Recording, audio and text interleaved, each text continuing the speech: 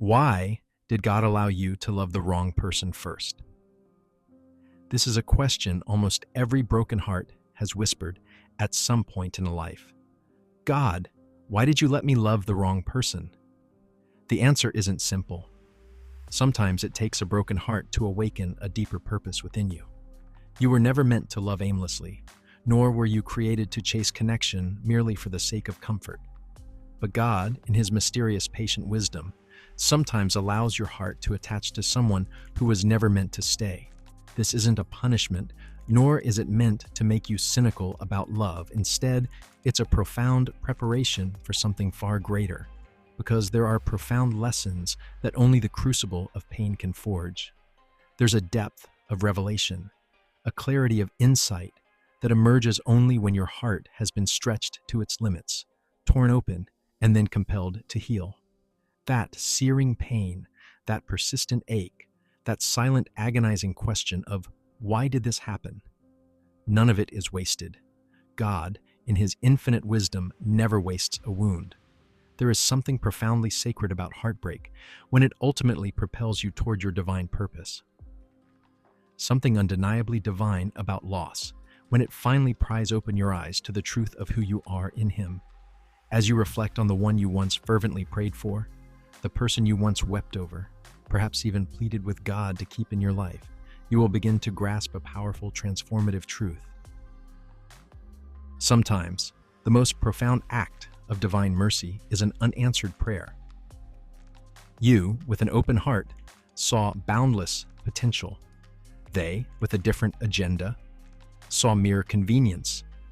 You envisioned a sacred covenant. They sought fleeting comfort. But God, in His infinite wisdom, saw a crucial lesson. He orchestrated a divine turning point, perceiving what remained hidden from your sight, that the very relationship you yearned for most intensely was precisely the path that would ultimately guide you back to Him. He permitted you to love deeply, even desperately, not to shatter you, but to impart a vital truth. He allowed you to experience what love is not, so that when true love arrived, you would unequivocally recognize its authentic form.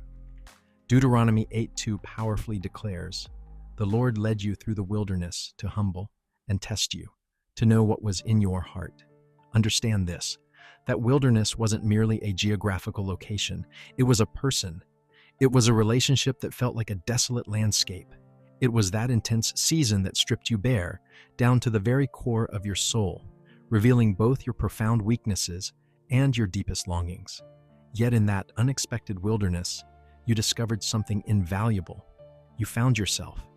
You unearthed the parts of you that, despite your best efforts, simply couldn't save you. And that, my friend, was the genesis of true surrender. Because the journey was never solely about them, it was always, profoundly, about what God was meticulously shaping within you. You had to encounter a love that was inherently selfish, profoundly unstable, and painfully conditional. This experience was necessary to shift your pursuit from fleeting emotional highs to an unyielding hunger for eternal truth. The wrong person, in their flawed reflection, exposes your deepest blind spots. They inevitably touch the raw edges of your insecurities, mirroring the unhealed wounds within you. They stir an insatiable need for external validation.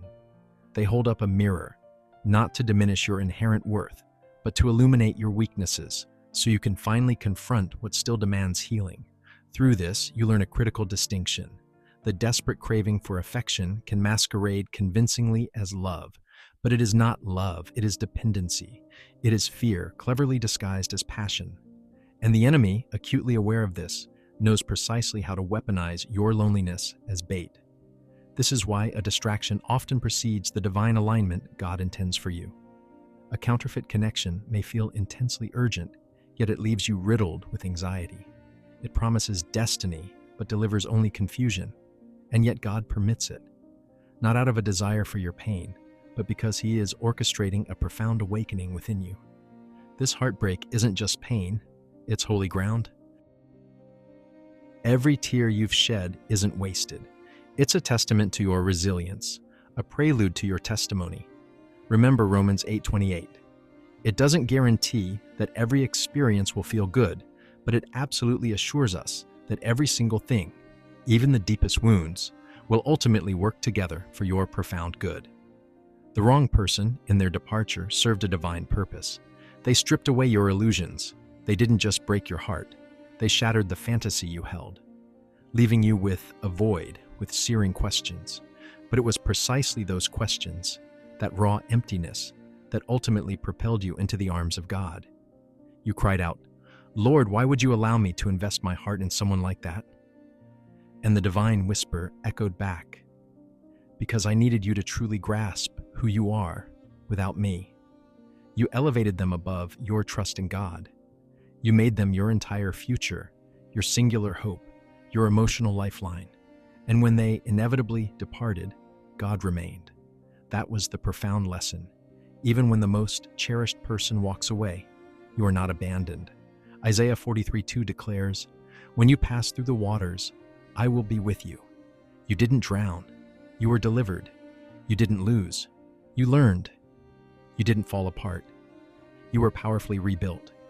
You began to see your worth not through their fleeting gaze, but through the unwavering, eternal eyes of your Creator.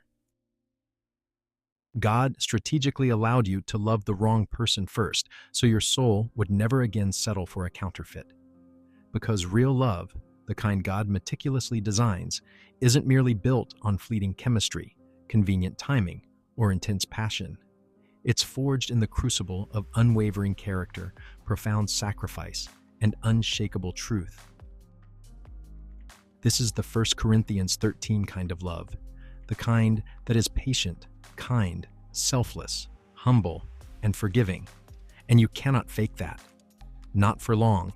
When you've navigated the treacherous waters of the wrong kind of love, you begin to hunger for something profoundly deeper. You crave the steadfast peace that replaces chaos.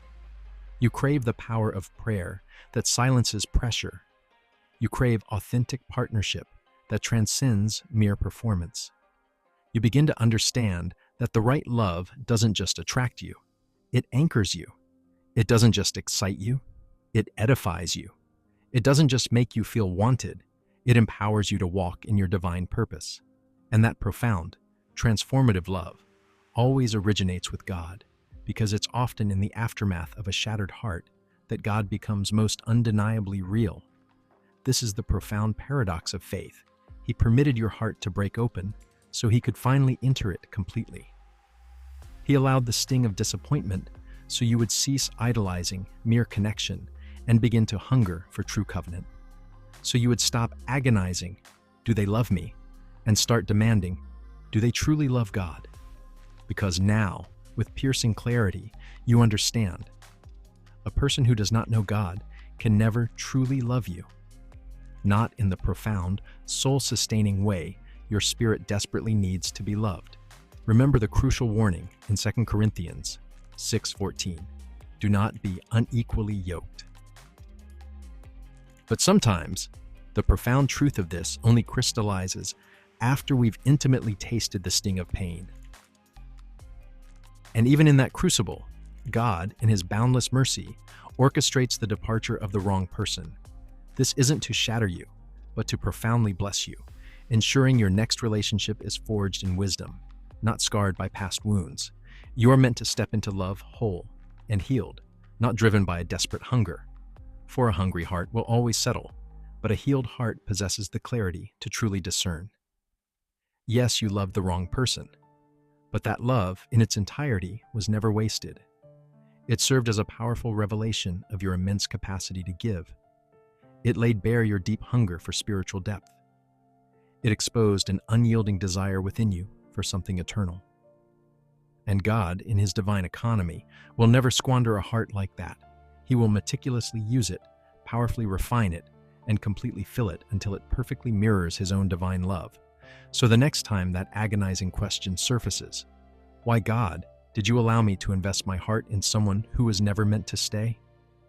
Remember this profound truth. Sometimes God permits your heart to shatter, not as a punishment, but as a divine intervention. He allows it to break, so that it will never again settle for anything less than His perfect will, less than His divine standard. This isn't a punitive act. It is absolute protection. It is meticulous preparation.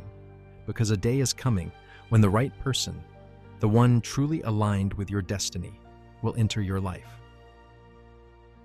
And in that moment, the stark, beautiful difference will be undeniably clear. The right person won't pull you away from God. They'll propel you closer to Him. They won't make you question your worth. They'll affirm it with every fiber of their being. They won't just be captivated by your outward appearance. They'll be deeply moved by the reverence in your prayer. Because true love, the kind that aligns with divine purpose, doesn't compete with God's presence. It powerfully confirms it. And when that profound love arrives, you will finally grasp why God permitted your heart to be broken first. He wasn't aiming to shatter you. He was meticulously preparing you for a love that mirrors His own boundless affection. So do not curse the heartbreak.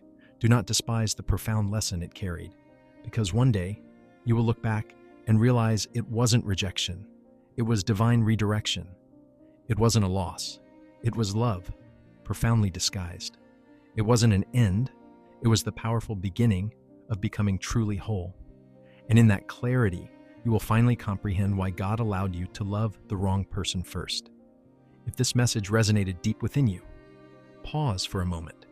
Take a breath and offer gratitude to God, not merely for the blessings He bestows, but profoundly for what He has strategically removed.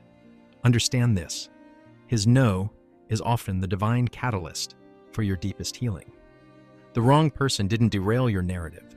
They were a powerful redirection. Every tear shed, every fervent prayer whispered, every moment of unanswered longing has been meticulously guiding you back to the unwavering presence of the one who never abandons you. So as you embark on this journey of healing, resist the urge to rush into the next chapter. Surrender the pen. Let God author your story.